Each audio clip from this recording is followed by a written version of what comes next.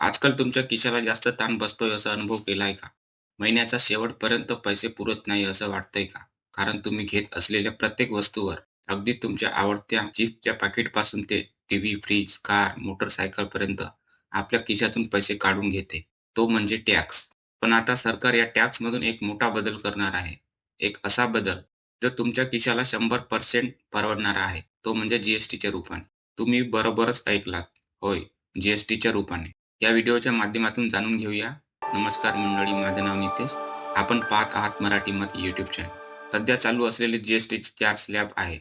ते म्हणजे 5%, 12%, 18% आणि 28% आहेत. त्यामधून 12 आणि 28% चे स्लॅब पूर्णपणे काढून टाकले जाणार आहे. त्याऐवजी फक्त 5% आणि 18% असे 2च मुख्य स्लॅब असणार आहे. 12% च्या स्लॅबमधील बहुतेक वस्तू ज्या सामान्यतः आपल्या रोजच्या वापरातील आहेत, ते आता 5% च्या स्लॅबमध्ये येणार आहे. आणि 28% च्या स्लॅबमधील जवळपास 90% वस्तू जसे की cement, TV, AC, fridge, washing machine आणि मोटारगाड्या आता 18% च्या स्लॅबमध्ये येतील. यामुळे या वस्तूच्या किमती कमी होतील. या जी रिफॉर्मचा उद्देश काय आहे जाणून घेऊया. या सुधारणामुळे कर प्रणाली अधिक सोपी होईल आणि सर्वसामान्यांच्या खिशाला दिलासा मिळेल. यामुळे देशाची अर्थव्यवस्था आणखी मजबूत होईल, अशी अपेक्षा केली जात आहे.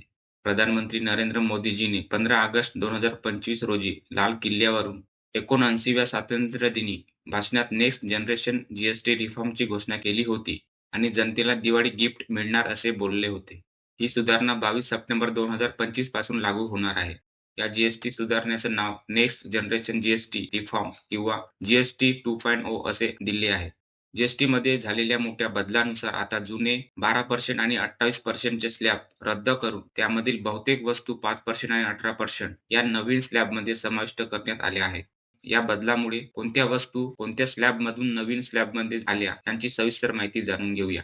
12% स्लॅबमधून 5% मध्ये आलेल्या वस्तू कोणत्या आहेत ते पाहू. कपडे, चप्पल, जोडे. यापूर्वी 1000 पेक्षा जास्त किमतीच्या कपड्यावर 12% जी होता. आता तो 2500 पर्यंतच्या कपड्यावर आणि चप्पल जोड्यावर फक्त 5% जी लागेल. शेतकऱ्यांसाठी tractor, bio pesticides, micro nutrients आणि ठिबक सिंचन प्रणाली, ड्रिप इरिगेशन सिस्टम यासारख्या कृषी उपकरणावरील कर 12% वरून 5% करण्यात आला आहे. आरोग्य विमा आणि जीवन विमा पॉलिसीवरील कर देखील शून्य करण्यात आला आहे. काही खाद्यपदार्थ जसे की प्रक्रिया केलेले आणि पॅकेज केलेले अन्नपदार्थ, नूडल्स, चॉकलेट्स, पनीर आणि ब्रेड यासारख्या अनेक वस्तूंवरील कर कमी करून 5% झाला आहे.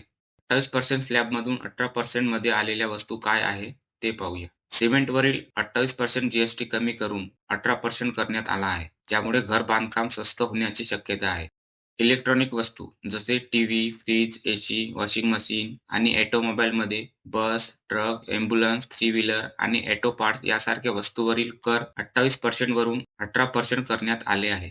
आता बघू 40% स्लॅब नेमका काय आहे. तुम्ही म्हणाल 4 स्लॅबवरून 2 स्लॅब झाले. आता 40% स्लॅब कोणत्या वस्तूवर आहे? चला पाहूया. ज्याप्रमाणे 12% आणि 28% चे स्लॅब रद्द करून सर्वसामान्य वस्तूंना दिलासा दिला आहे. त्याचप्रमाणे काही विशिष्ट प्रकारच्या वस्तूंसाठी एक नवा आणि अत्यंत उच्च कर स्लॅब तयार करण्यात आला आहे. हा स्लॅब प्रामुख्याने अशा वस्तूंवर लावला गेला आहे, ज्यांना सीन गुड्स किंवा लक्झरी वस्तू मानले जाते. 40% स्लॅबचा नेमका उद्देश काय आहे जाणून घेऊया. सरकारचे यामागचे उद्देश 2 आहेत. पहिला म्हणजे आरोग्यासाठी हानिकारक असलेल्या वस्तूंच्या वापराला आळा घालणे आणि दुसरा म्हणजे जास्त किमतीच्या आणि लक्झरी वस्तूंवर जास्त कर गोळा करणे. यामध्ये कोणत्या वस्तू येतात ते पाहू. तंबाखू उत्पादने जसे सिगारेट, गुटखा, पान मसाला आणि बिडी यासारख्या तंबाखू उत्पादनावर 40% जी लागू होईल.